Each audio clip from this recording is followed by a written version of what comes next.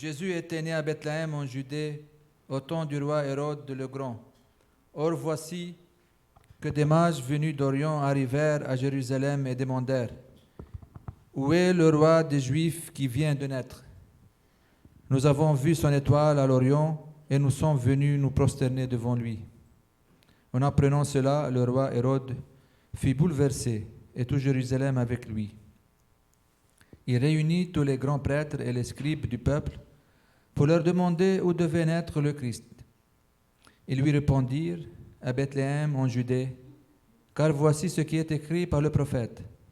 Et toi, Bethléem, terre de Juda, tu n'es certes pas le dernier parmi les chefs-lieux de Juda, car de toi sortira un chef qui sera le berger de mon peuple Israël.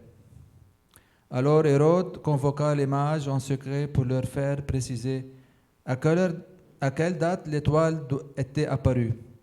Puis il les envoya à Bethléem en leur disant: Allez vous renseigner avec précision sur l'enfant, et quand vous l'aurez trouvé, venez me l'annoncer pour que j'aille moi aussi me prosterner devant lui.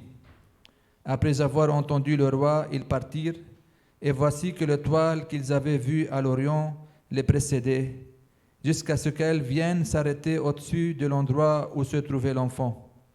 Quand ils virent l'étoile, ils se réjouirent d'une très grande joie. Ils entrèrent dans la maison, ils virent l'enfant avec Marie, sa mère, et tombant à ses pieds, ils se prosternèrent devant lui. Ils ouvrirent leurs coffrets et lui offrirent leurs présents, de l'or, de l'encens et de la myrrhe. Mais, avertis en songe de ne pas retourner chez Hérode, ils regagnèrent leur pays par un autre chemin. Acclamons la parole de Dieu.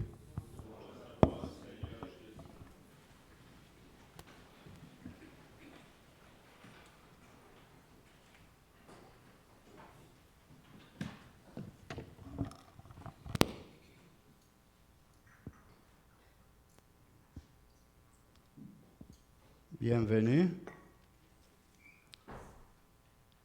On célèbre aujourd'hui,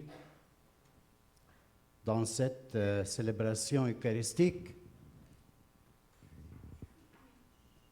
la fête de la manifestation de Jésus-Christ, l'épiphanie, un mot grec qui veut dire épiphanie, qui veut dire manifestation.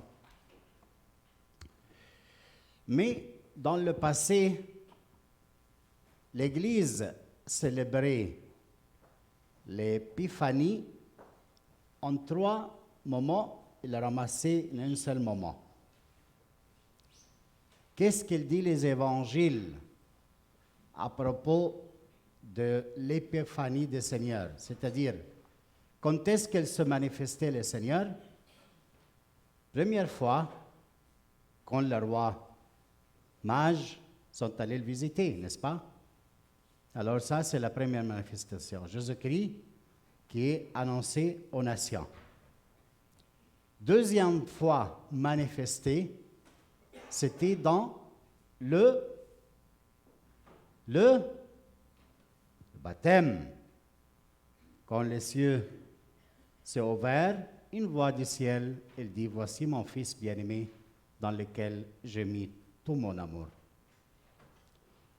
Et la troisième fois que le Seigneur se manifestait, elle était au moment de Cana de Galilée, quand sa mère lui a demandé de changer, qu'elle n'ont pas de vin. Et lui, il a fait cet miracle d'échanger l'eau en vin. Sont les 3 moments que l'Église primitive et même dans le Moyen Âge, elle célébrait la manifestation du Seigneur. Pour des raisons liturgiques, maintenant on célèbre l'épiphanie, le baptême et le miracle de Cana de Galilée. Il entre dans le temps ordinaire de l'année. Donc aujourd'hui, on souligne la manifestation de Jésus-Christ aux païens, aux rois mages. Et l'Église nous accueille avec la première lecture. Je ne sais pas si vous avez fait attention à ça. Elle est très intéressante. Parce qu'il y a notre temps, le temps que nous vivons.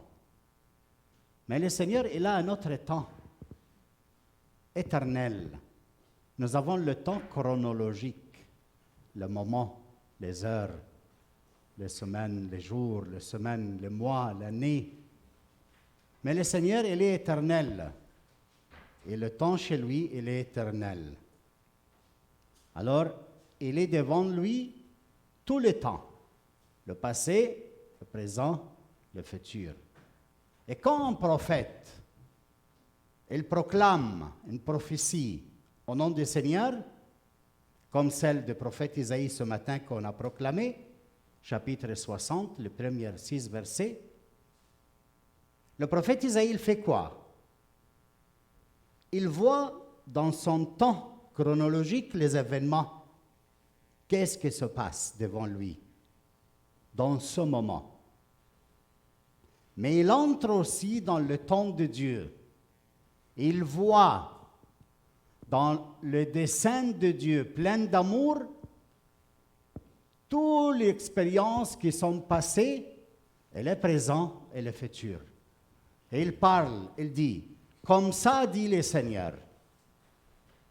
Alors sa vision et ce qu'il voit n'est pas seulement en fonction de moments chronologiques dans lesquels il vit, mais il entre dans l'éternité de Dieu le Père et il voit les choses avec clarté et il annonce la prophétie. Et qu'est-ce qu'il annonce ce matin?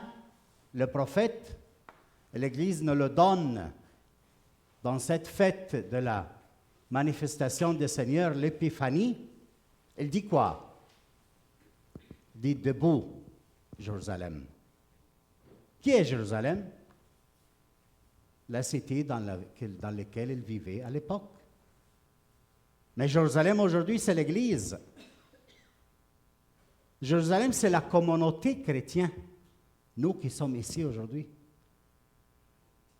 Jérusalem, c'est toi, et c'est toi, et c'est moi. C'est le corps de Christ. Alors il dit quoi le prophète? Il l'a dit à son époque, mais il le dit aujourd'hui aussi. Cette parole est efficace et valable pour nous aujourd'hui et pour tous les temps chronologiques jusqu'à l'éternité. La parole de Dieu ne fonctionne pas seulement dans le temps qu'il est proclamé ou écrit. Non, il surpasse les temps. Il est au-delà du temps chronologique. Et alors il dit à moi et à toi quoi ce matin? Debout. Qu'est-ce que ça veut dire? On dit quoi aux morts? Koum, tabita koum, koumi. Lève-toi. Et le même mot ici, en hébreu, koum. Debout. Ressuscite. Et ressuscite, on le dit à qui est mort. Même s'il est vivant et a l'esprit, il respire. Alors il dit, debout. Sors de ta mort. Quelques-uns ici aujourd'hui pour faire les condoléances pour notre chère Mathilde, ou pour Mehmet, ou pour Hilda. Très bien. Ils sont morts ou ils sont vivants? Est-ce qu'ils écoutent la parole du Seigneur quand il dit « Comme » Est-ce qu'il s'est adressé à nous qui sommes ici ou à tous les autres, ceux qui sont passés et ceux qui sont dans le présent? Cette parole à nous tous. En effet, la célébration eucharistique n'est pas concentrée seulement sur le présent ici, mais elle est aussi pour la communauté qui est passée au ciel. Et qu'on célèbre avec nous. Ils sont présents, tous les saints et les prophètes Abraham, Isaac, Jacob, Isaïe, sont présents avec nous dans cette célébration. Et nos grands-pères. L'Église n'est pas limitée au présent qui vient ici, mais l'Église qui est partie dans le ciel est l'Église qui est dans la terre, dans le combat terrestre. Célèbre ensemble. Donc tous nos chers, les miennes, les tiennes, les siennes, celles de monsieur, celles de madame, tous ensemble à célébrer chaque Eucharistie avec nous. C'est pour ça que le Seigneur te dit à toi, que des fois tu respires, mais tu es mort vivant, des fois, tu n'as pas en communion avec le Seigneur, je ne sais pas pourquoi. Qu'est-ce que tu vis? Qu'est-ce qu'il t'empêche? C'est à toi de répondre. Mais elle te dit, ressuscite, sors. Sors de ta mort. Resplendis. Waouh! C'est ta vocation, messieurs. Si tu sors de tes jugements sur les autres, si tu sors de cette mort, parce que le jugement tue la personne en toi. Et quand tu tues la personne en toi, tu es toujours avec le visage fâché, triste. Tu n'es pas capable à te relationner même. Mais alors le Seigneur te dit quoi aujourd'hui? Sors, debout, ressuscite, viens dehors. Comme l'a dit Lazare, viens dehors. Viens dehors. Ressuscite, resplendis, ta lumière et la gloire du Seigneur s'est levée sur toi.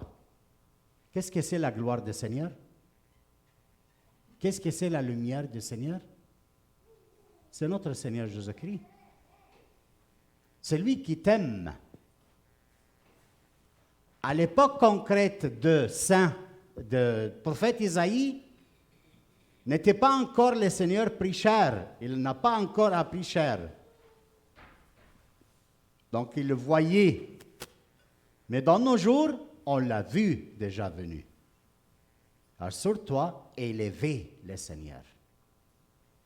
Ta lumière vient de là. Tu resplendis si tu as intimité avec le Seigneur. Alors, est-ce que tu resplendis aujourd'hui? Tu es lumineux? Est-ce que tes voisins disent, « Ah, j'ai un voisin chrétien, mais grâce à Dieu, il est toujours présent. » Ou encore tes voisins ne te connaissent pas. Tu ne connais pas de quelle nation ils sont. D'où ils viennent. Combien d'enfants ils ont. Se relationner. Celui qui est intime avec le Seigneur, il n'est pas seul, il se relationne.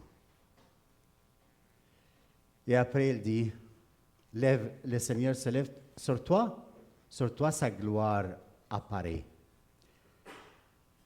Les nations et les peuples vont venir vers toi pour chercher la lumière, parce qu'ils vont vivre dans les ténèbres.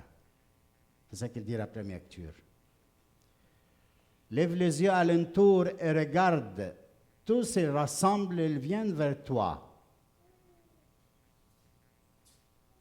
Parce que eux, ils marcheront vers ta lumière et le roi vers la clarté de ton horreur.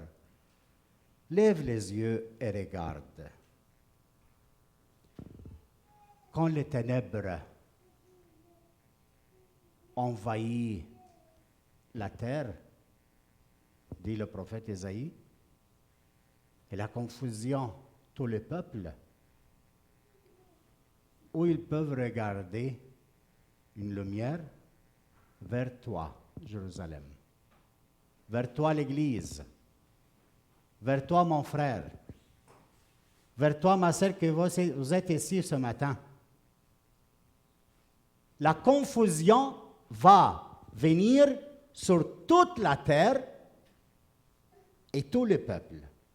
Est-ce que ce moment, il a commencé? Est-ce que vous connaissez qu'il y a un peu de confusion ici et là dans le monde entier? Vous savez quel genre de confusion il y a autour de nous? Par exemple, la sexualité. Dans l'Église, le Seigneur nous dit comment vivre la sexualité. On apprend qu'est-ce que c'est un mariage comme un sacrement. Mais les nations sur toute la terre, elles vivent la sexualité, elles font des enfants avec une autre façon. Et ils entrent dans la confusion. Il y a des enfants qui ne connaissent pas leurs parents. Qui est papa? Qui est maman?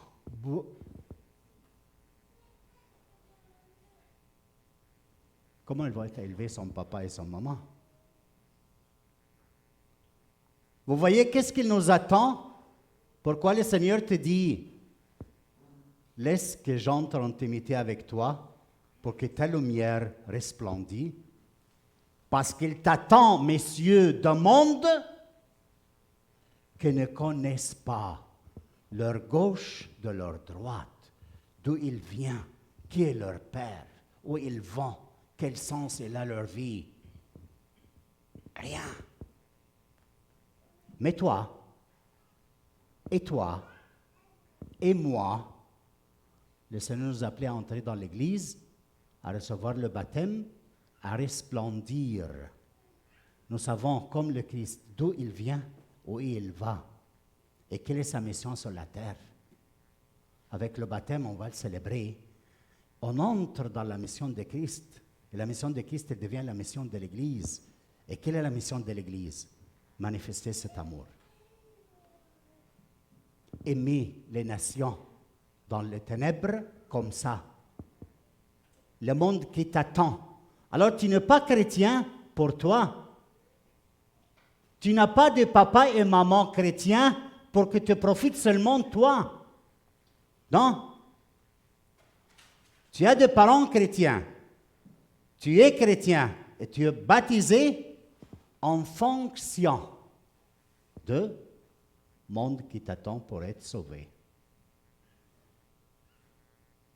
Alors, il est condamné, le chrétien qui vit pour soi. Il est triste, le baptisé, qui sont pour eux-mêmes seulement. Parce que moi et toi, nous sommes appelés à être un don pour les autres, à resplendir, à aimer comme ça.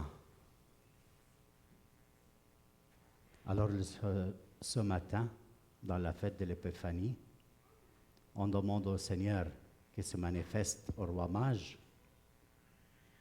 qu'il nous donne le désir de vivre la même mission de lui, qui est la mission de l'Église, qui est aimé, parce que tu n'es pas pour toi. Tu es créé, tu existes pour resplendir, pour donner la vie aux autres et pour jouir de ton temps dans la donation de toi. Mais il y a des mondes qui sont comme Hérode dans l'Évangile. Qu'est-ce qu'il fait, Hérode? Il est troublé parce qu'il y a un petit roi qui est né. Et pourquoi il est troublé, le monsieur? Parce qu'il est attaché à son autorité, à son pouvoir. Il y a un autre roi qui est né, il a entendu parler. Alors, et moi, et ma royauté, toute une question alors. Qu'est-ce qu'il va faire? Tuer tous les enfants, parce que personne ne peut être roi selon lui. Et la même chose pour toi et pour moi, mes frères et sœurs. Soit qu'on soit prêtre, évêque, personne, femme, homme, jeune, fille, homme, jeune, homme, tous, quand on est attaché à quelque chose, on est capable de tuer pour sauver ces choses. Le Seigneur nous invite aujourd'hui à regarder. À quoi nous sommes attachés? Est-ce que je suis Hérode? À quoi je m'attache? À quoi je m'empêche à vivre libre et à me donner, à être un don libre pour les autres? Courage, cette Eucharistie, comme je vous disais, c'est le signe de la communion entre l'Église terrestre avec l'Église du ciel. On peut célébrer avec tous ceux qui sont passés dans le ciel, nos morts contemporanément, nos morts depuis longtemps, avec nous dans la communion. Pour qu'on puisse sortir d'ici après cette messe plus vigoureux, plus courageux, avec un désir d'aimer l'autre comme le Christ l'a aimé. Amen.